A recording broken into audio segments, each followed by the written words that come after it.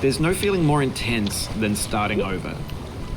If you deleted your homework the day before it was due, as I have, or if you left your wallet at home and you have to go back after spending an hour in the commute. If you won some money at the casino and then put all your winnings on red but it came up black. If you got your best shirt dry cleaned before a wedding and then immediately dropped food on it. If you won an argument with a friend and then later discovered that they just returned to their original view. Starting over is harder than starting up. If you're not ready for that, like if you've already had a bad day, then what you're about to go through might be too much. Feel free to go away and come back. I'll be here.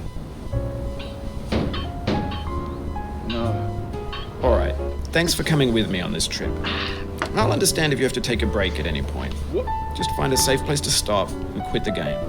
Don't worry, I'll save your progress, always, even your mistakes.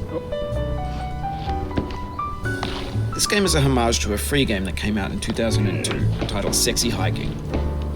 The author of that game was Jazuo, a mysterious Czech designer who was known at the time as the father of B games. And B games are rough assemblages of found objects.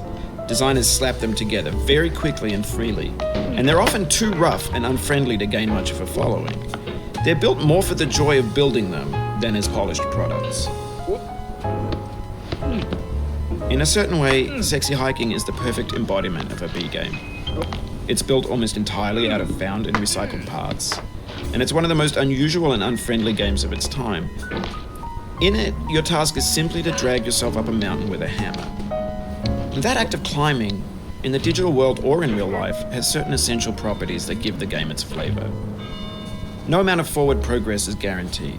Some cliffs are too sheer or too slippery, and the player is constantly, unremittingly in danger of falling and losing everything. Anyway, when you start Sexy Hiking, you're standing next to this dead tree that blocks the way to the entire rest of the game. It might take you an hour to get over that tree, and a lot of people never got past it. You prod and you poke at it, exploring the limits of your reach and your strength, trying to find a way up and over. And there's a sense of truth in that lack of compromise. Most obstacles in video game worlds are fake. You can be completely confident in your ability to get through them once you have the correct method or the correct equipment or just by spending enough time. In that sense, every pixelated obstacle in Sexy Hiking is real. The obstacles in Sexy Hiking are unyielding, and that makes the game uniquely frustrating. But I'm not sure Jazuo intended to make a frustrating game.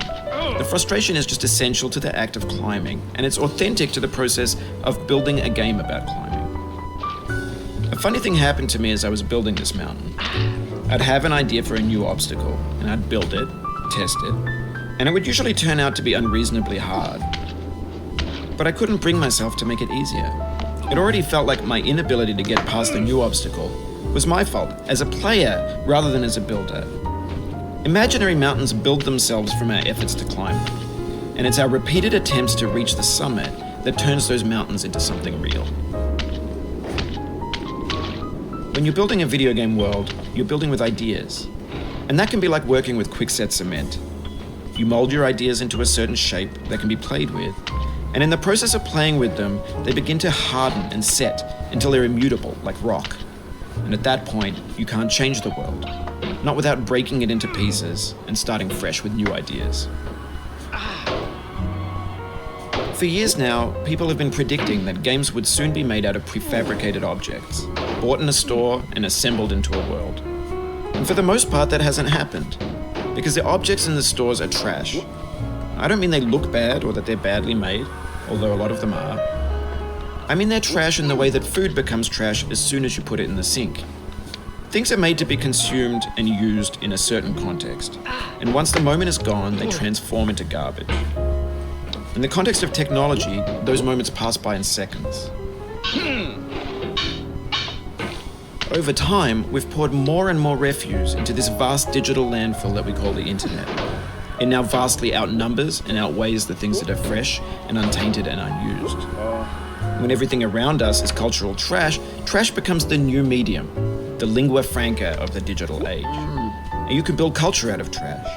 But only trash culture. B games, B movies, B music, B philosophy. Maybe this is what digital culture is. A monstrous